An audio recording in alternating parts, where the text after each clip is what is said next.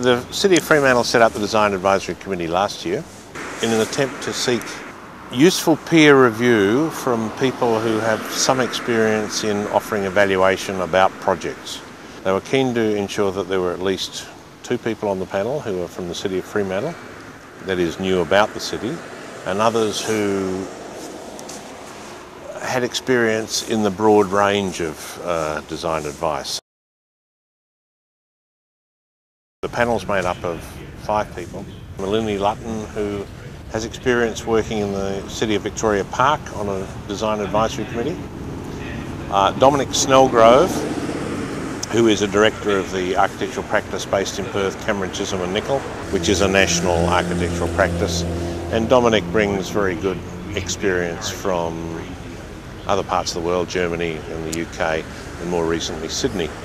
Melinda Payne is there from the Government Architect's Office, and she brings very good experience at assessing designs. Alan Kelsall is an architect from Fremantle with a strong focus on heritage, and I have lived in Fremantle for longer than I can remember and know this city reasonably well, and have been involved in 2 government architect roles, one in Western Australia and now in Victoria.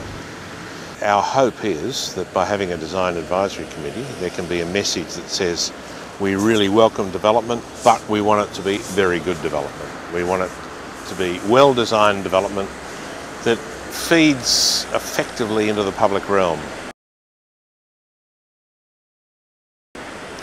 The public realm here, I think, needs a real rejuvenation. It needs an investment of money, time and care, and it needs someone with an overview to say, let's pursue quality. It's been one of the lessons that I've taken from time spent in Melbourne, where the City of Melbourne, which was in the real doldrums 15 to 20 years ago, made some key decisions at that time that they were going to invest well in their public realm. So they said, we will repave our streets, which are full of shoddy pavements at the moment, and we'll put down a quality pavement, bluestone, and it's going to say to you, you're in the city now, we honour your presence, we welcome you, we're going to give you wider footpaths, we're going to give you well-designed seating on which to sit, and where it's possible to plant trees, we'll plant really good shade trees, and we'll remove some of the impediments to all of this happening. You will enjoy the public realm of our city, and we need that in Fremantle. We will always be looking not just at the building object itself, but what it gives back to the public realm. And I would have reservations about a building that gave nothing to the public realm. That, to my mind, that's in the end not going to be a good building. We're not the rule makers in terms of how high things can go. The city will establish its principles on height, and it's obviously going to be receptive to community concerns. One of the issues we'd certainly be interested in talking about is the potential of more height occurring within the centre of large blocks, so that height doesn't impinge on street appreciation, but it allows the potential of, say in the case of a residential block, for more apartments to be built in there, more units to be built. And I think this issue of densifying our city is absolutely critical for its ongoing success. But what does not change mean? Does that mean continue down the path of many empty shops along the streets, dangerous streets that are not the subject of passive surveillance, streets that are not well maintained because we don't have the rate level to afford to do that? Is that what keeping things as they are means? I mean, there are many good things around the city, many good things about the physical attributes of our city, and of course they should be honoured and built upon, and we want to make sure that the new things that come in don't in any way detract from those qualities. But height is an issue that will obviously and always garner heated debate. I think one of the issues is around surrounding height. If height is pursued, it needs to be pursued incredibly well. And what is height? Is that more than 6 stories? Is it more than 12 stories? I would think if we looked at some of the potential of the East End, where we are talking of a little more height than what should probably be considered in the West End, that's the right location for it. It's reasonable to contemplate some height there.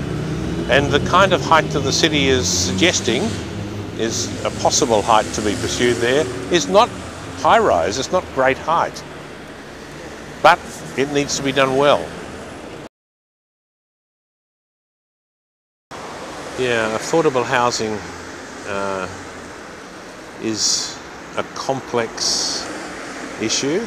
I've been involved in projects elsewhere where if you provide a certain percentage of affordable housing within your development, you have the capacity to negotiate higher yield on the site.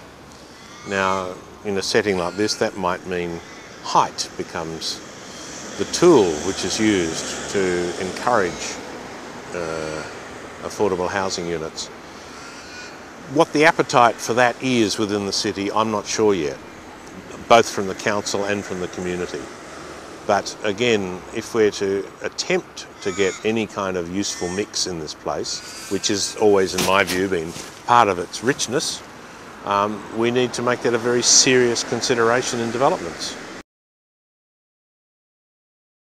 I and my family have lived for, what is it now, 35 years in a little street just off South Terrace, near the corner of Market Street.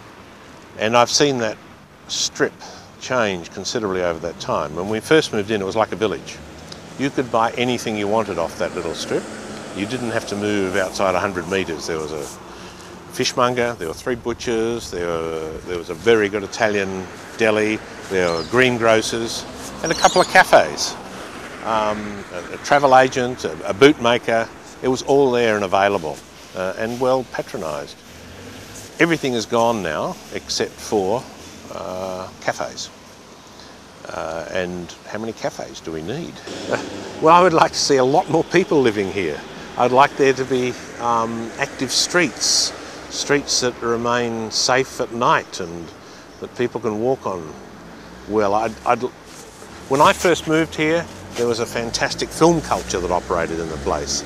I'd love to see something like that resuscitated. There's always been a music culture here. Let's celebrate that and make more of it. Those kinds of factors are truly important for the place.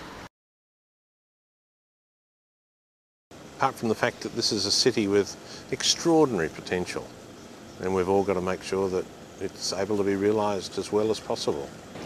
So the City of Fremantle has set this panel up with the intention of trying to encourage really good design outcomes in the city. And it's saying, in a sense, we're open to receive your design propositions and we're keen to work with you to get the best possible design outcomes.